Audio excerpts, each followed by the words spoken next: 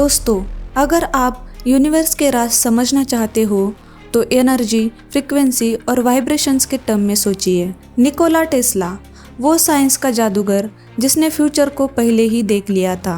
Nikola Tesla एक ऐसा नाम है जिसने साइंस और टेक्नोलॉजी की दुनिया को हमेशा के लिए बदल दिया। 10 जुलाई 1856 को क्रोएशिया यानी उस वक्त का ऑस्ट्रिया हंगेरी एम्पायर का हिस्सा, यहाँ टेस्ला पैदा हुए। टेस्ला ने छोटी उम्र से ही एनर्जी और इलेक्ट्रिसिटी के लिए दिलचस्पी दिखाई थी। उनकी माँ डूका टेस्ला एक टैलेंटेड महिला थी जिन्होंने अपने टाइम में कई छोटे छोटे इन्वेंशंस किए थे और निकोला टेस्ला को क्रिएटिविटी और इन्वेंटिवनेस विरासत में मिली थी। टेस्ला ने ग्रेज और प्रेज यूनिवर्सिटी से पढ़ाई की, लेकिन उनकी असली शिक्षा तो एक्सपेरिमेंट्स और इन्वेंशंस की दुनिया में हुई।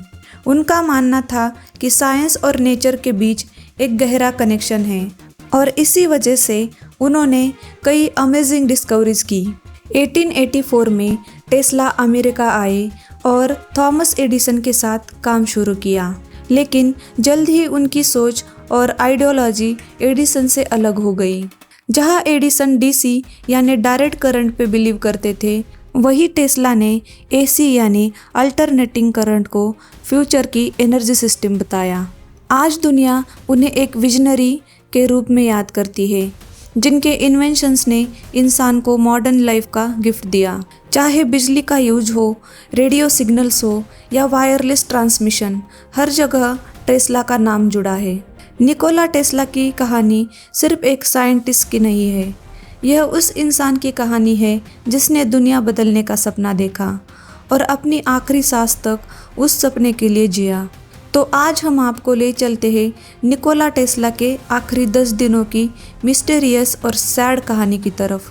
10 दिन पहले यानी 28 दिसंबर 1942 की ठंडी सुबह थी।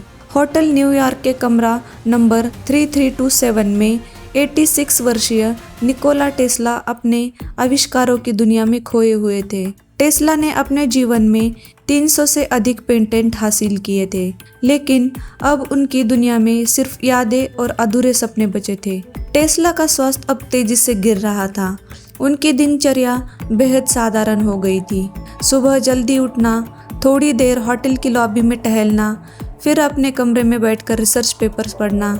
लेकिन इस दिन कुछ अलग था। टेस्ला की आंखों में एक अजीब सी उदासी और बेचैनी थी। उन्होंने अपने डेथ रे यानी टेलीफोर्स वेपन के अधूरे प्रोजेक्ट को लेकर गहरी चिंता जताई थी। उन्हें डर था कि यह तकनीक अगर गलत हाथों में चली गई तो दुनिया तबाह हो सकती है।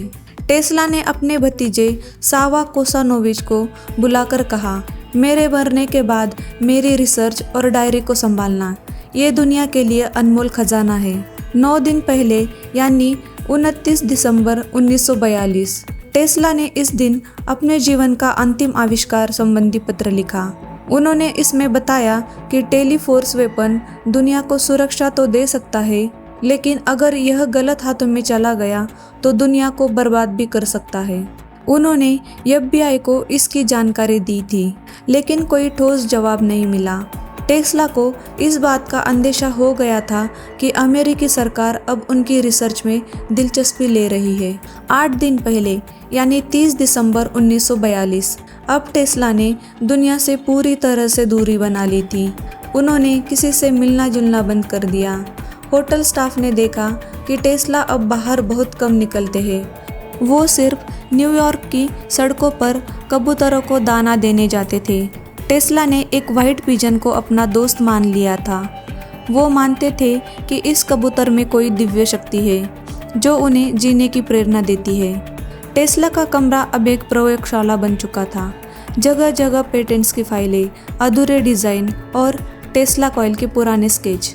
7 दिन पहले यानी 31 दिसंबर 1942 ये एक नए साल की आखिरी रात थी। टेस्ला ने टेस्ला टावर के अधूरे सपने को पूरा करने की इच्छा जताई थी। वो दुनिया को फ्री वायरलेस एनर्जी देना चाहते थे।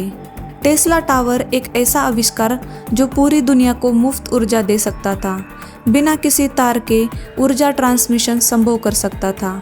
लेकिन सरकार ने इस प्रोजेक्ट में रुचि नहीं दिखाई और यह सपना अधूरा रह गया।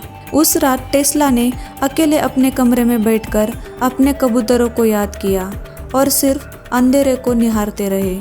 6 दिन पहले यानी 1 जनवरी 1943, एक नए साल की पहली सुबह, टेस्ला ने अपने पुराने दोस्तों को पत्र लिखकर शुभकामनाएं भेजी।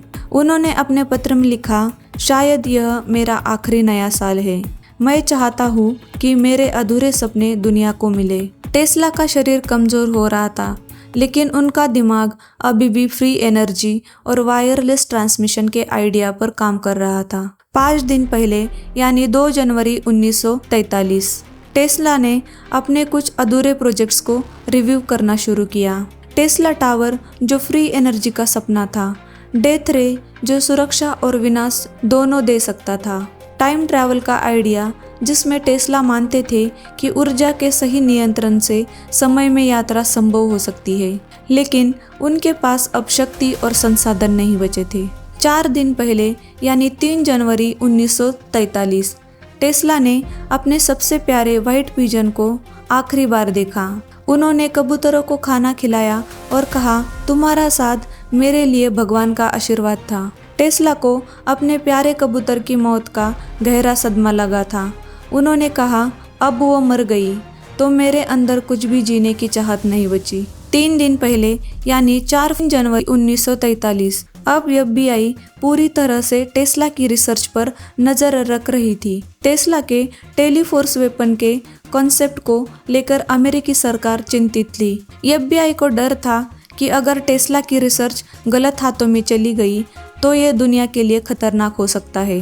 2 दिन पहले यानी 5 जनवरी 1943, टेस्ला अब बेहद कमज़ोर हो चुके थे। वो चलने में भी थक जाते थे।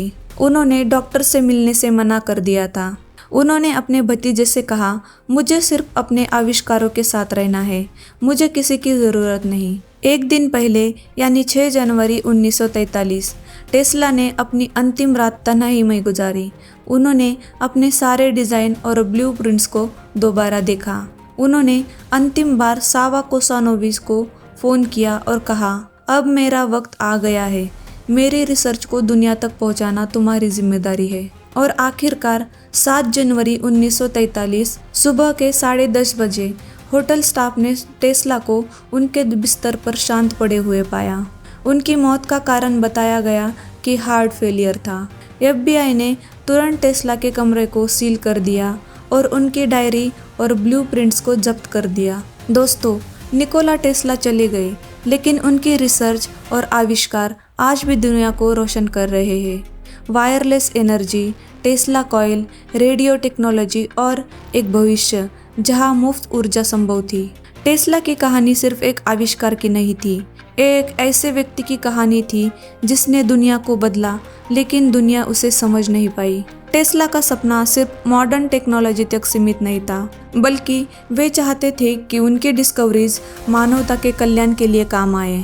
दुर्भाग्य से उनकी बहुत सी डिस्कवरीज गुमनामी में खो गई, लेकिन आज जब हम वायरलेस कम्युनिकेशन, रेडियो और AC करंट का इस्तेमाल करते हैं, तो कहीं ना कहीं टेस्ला की विरासत हमें याद दिलाती है कि उन्होंने कितनी दूर तक फ्यूचर को देख लिया था।